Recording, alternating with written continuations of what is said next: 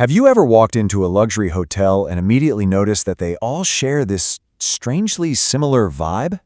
I mean, it's not the architecture, and it's definitely not just the exterior. It's entirely about how it feels. The second you step through those lobby doors, it's like the air shifts. It gets calmer.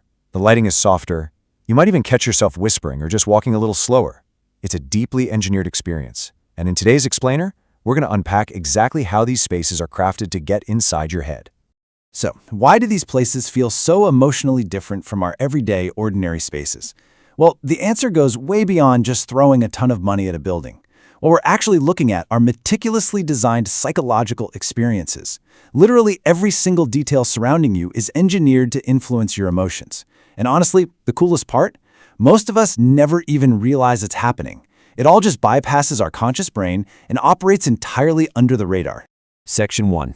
Controlling sensory overload, the architecture of calm. Now, to really get why a hotel feels so incredibly good, we have to look at the baseline of our everyday existence. And let's be real, modern life is utterly exhausting for our brains. We are constantly slammed by traffic, a never-ending stream of phone notifications, harsh lights, crowded spaces. It keeps us in this perpetual state of low-grade tension. Our brains are just overstimulated all the time.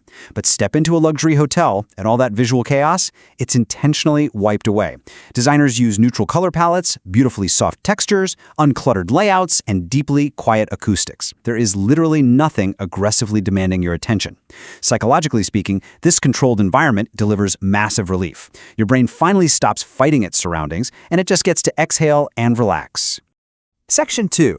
The power of lighting, biological comfort. Okay, so once the visual clutter is gone, designers turn their focus to light. You will rarely, if ever, spot a harsh, bright white light in a luxury hotel. And there's a biological reason for that. Bright white light keeps the human brain tense and alert. It basically screams, "Daytime, get to work." Instead, designers use a very specific toolkit. We're talking warm ambient lighting, indirect illumination, so you basically never see the bulb itself, soft shadows, and really beautifully layered light sources. What they're doing here is subconsciously mimicking the very environments humans naturally associate with safety and comfort. Think about the golden hour of a sunset or the soft crackling glow of a fire. These lighting choices are literally speaking directly to your biology. When you walk into a space that's flooded with that warm, layered light, it subconsciously signals your brain, hey, you're safe to relax here. And within just minutes, this invisible biological chain reaction kicks off. First, your heart rate noticeably slows down. Then, your muscles actually begin to physically untense. And finally, your overall stress levels just drop. This precise biological response is exactly what makes a space feel so emotionally expansive. Section 3. Scent and emotional memory, the invisible trigger. So we've covered visual chaos and we've talked about lighting. But honestly, the most powerful element in luxury hotel design is completely invisible. It's scent. There's a wildly fascinating piece of neuroscience at work here. Smell is the sense most directly hardwired to memory and emotion, more than any other sense we have. That's why so many luxury hotels pump a custom, signature fragrance continuously through their lobbies. It isn't just about making the room smell nice, it's a highly strategic psychological tool. By dialing in a very specific scent profile, designers can instantly manipulate your perception. The right smell can make a physical room feel cleaner, calmer, warmer, and undeniably more exclusive. But the real magic happens over time. By hitting you with those exact same scents across multiple visits, the hotel emotionally brands that fragrance right into your memory. Years down the line, you might catch a whiff of a similar smell, and boom, you are instantly emotionally transported right back to that peaceful lobby, probably without even consciously realizing why. Section 4. Designing spatial freedom, the psychology of space. Now, beyond what we see, hear, or smell, we have to look at the actual physical dimensions of the environment. The sheer proportion of a room plays a massive role in how we feel standing inside it. Architects rely heavily on a concept called spatial breathing room. This means high ceilings, super wide corridors, sprawling lobbies, and open circulation paths. It's all intentionally designed to visibly dial down mental pressure. Think about it. Crowded, cramped spaces inherently ramp up our psychological tension, right? Like a packed subway car or a tiny, narrow hallway. But spacious, uncrowded environments, they subconsciously broadcast freedom and status. It's exactly why luxury feels so remarkably quiet. It's not that luxury is inherently silent. It's that generous space physically absorbs and diffuses the mental pressure of everyday life. Section 5. Materiality in touch. Grounding the senses.